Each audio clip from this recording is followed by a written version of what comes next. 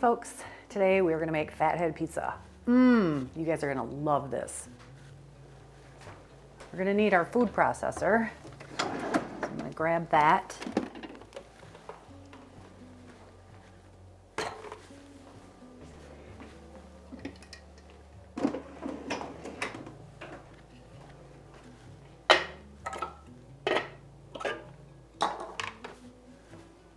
We're also going to need to preheat the oven to 425 degrees. And you need to have your rack in the center, according to the recipe, which it is for the win. Okay, so what do we need in this recipe? This says it's the best low-carb pizza crust, so therefore it must be the best. It's got 5 stars. I've made this a bunch of times. It is really good. It takes 3/4 cup of superfine almond flour, 2 cups of mozzarella cheese, which ends up being just an 8-ounce package,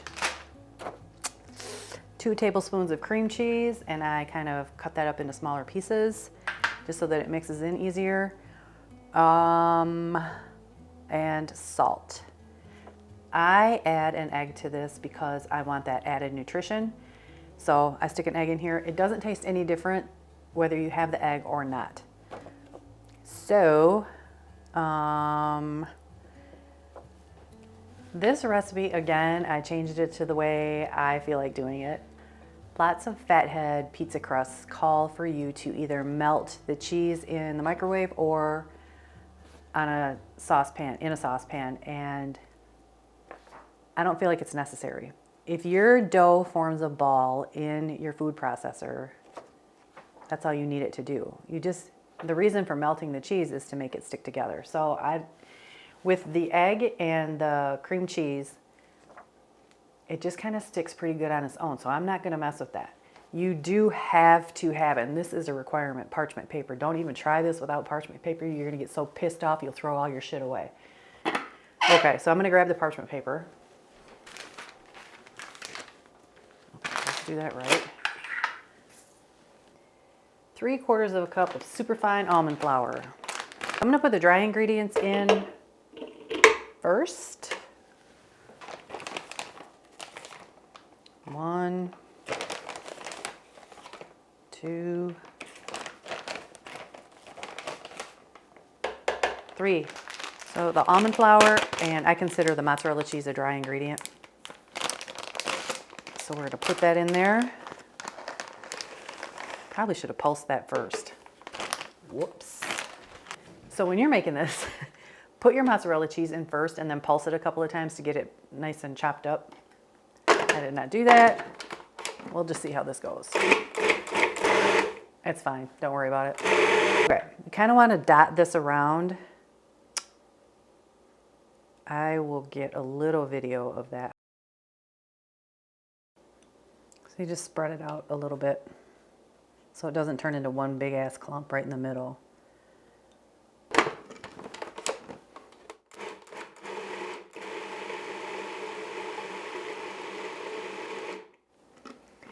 It's already starting to stick together, so yay us.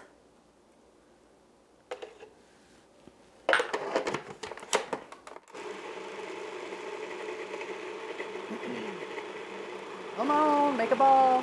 Yes. Okay, then scrape down the sides. Oh, if you can get the lid off. Okay, I'm gonna call that good enough. Okay, so now we're gonna form this into a ball. You can separate this into two or multiple separate balls if you wanted to do 2 different types of pizza.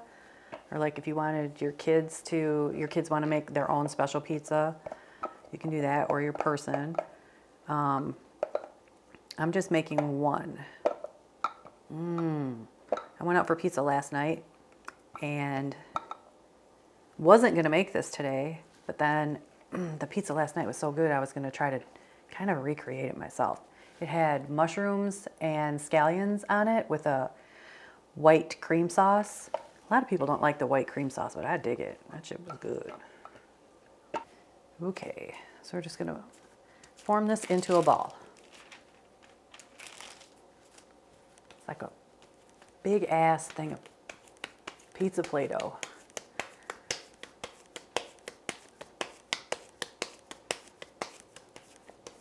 You want me to flip this? I'm not doing that. I'm gonna pat it down, and it's super sticky.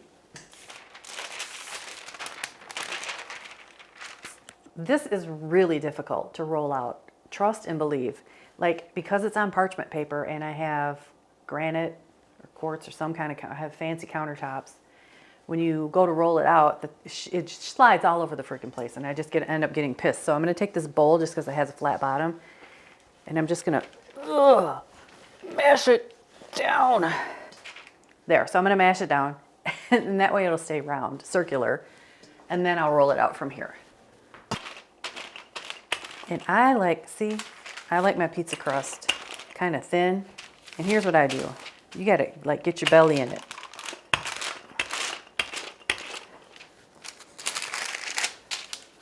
So I'll just take these little corners and put them off to the side, and then lean on it. You gotta grit your teeth.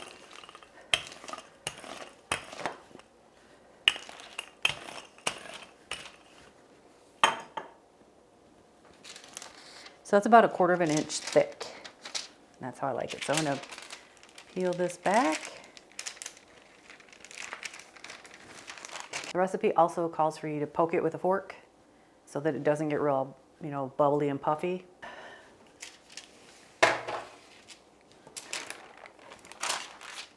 Okay, in the oven it goes in the center rack for 6 to 8 minutes. You want it to get kind of golden brown.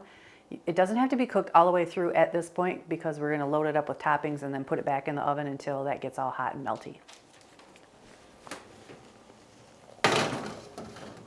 Get in. One thing to remember about this type of pizza is that all your toppings need to be cooked prior because it's not in the oven that long. So you're not gonna be able to like cook your meat fully, and no one wants that. That's not good. So I have my Italian pork sausage already cooked, and I sauteed mushrooms and scallions in some butter and olive oil, and those are gonna be my toppings. You can put whatever toppings on this you want. You can have traditional pizza, you can use a traditional red sauce. I wanted a white sauce, like an Alfredo sauce, creamy garlic Alfredo sauce, so I whipped one up real quick. I don't like jar store-bought Parmesan Alfredo sauce. It's nasty. It's so nasty.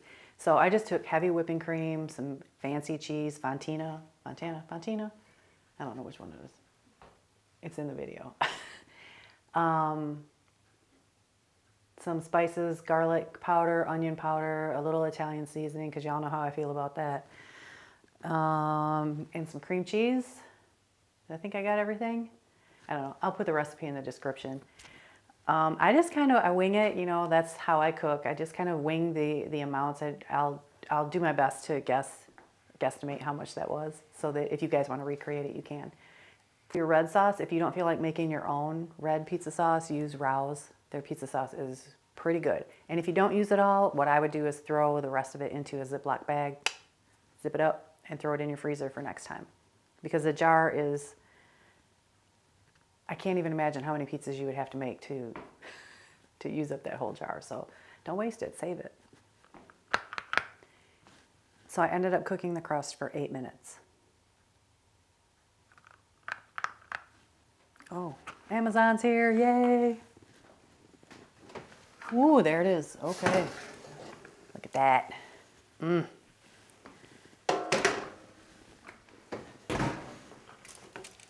All right.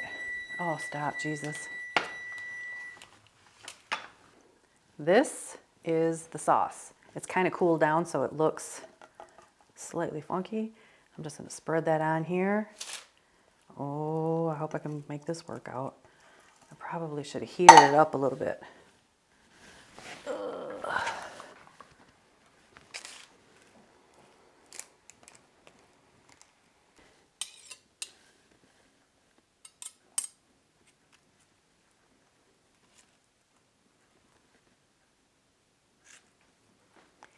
Could have used a little teeny bit more sauce, but I still think it's gonna be okay. Okay. Why? Oh, okay. So we have the sauce down, and now I'm gonna put my meat on.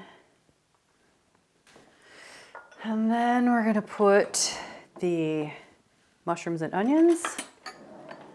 Get those a little stir, bust them up. Fresh mozzarella in the little balls. Okay, and then I'm just gonna dot these little balls all over the pizza.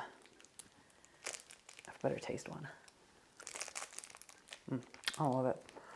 So I probably won't put a ton of these on here. I just want it to look pretty. You know what? Let me talk with my mouth full again.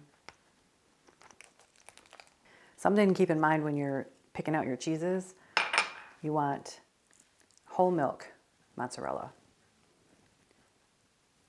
not skim or part skim. So I'm just putting a couple of uncooked scallions on top just because I think it looks pretty. And they will get heated up in the oven but still have a little crunch to them, which I think will be good. Okay, so then this is gonna go back in the oven just until the cheese melts and the toppings are hot. So keep an eye on that.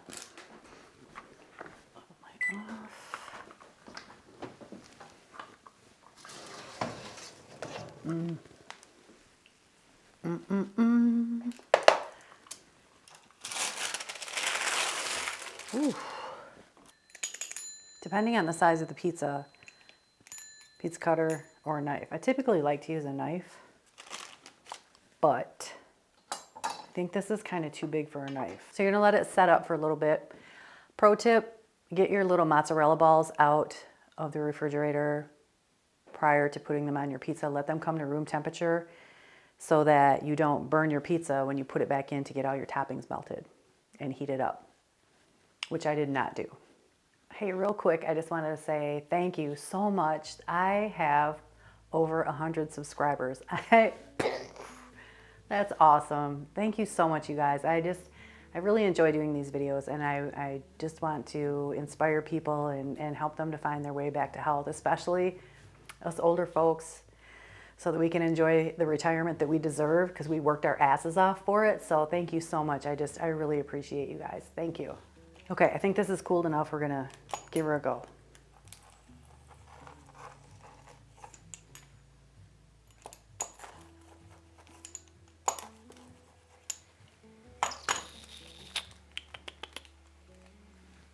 The longer this cools, the sturdier it gets.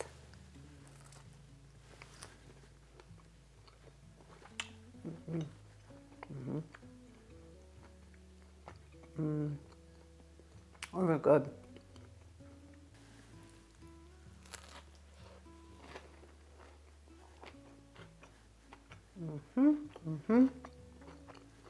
These are good. Outer edge is crunchy. Inside part is kind of soft. I like it.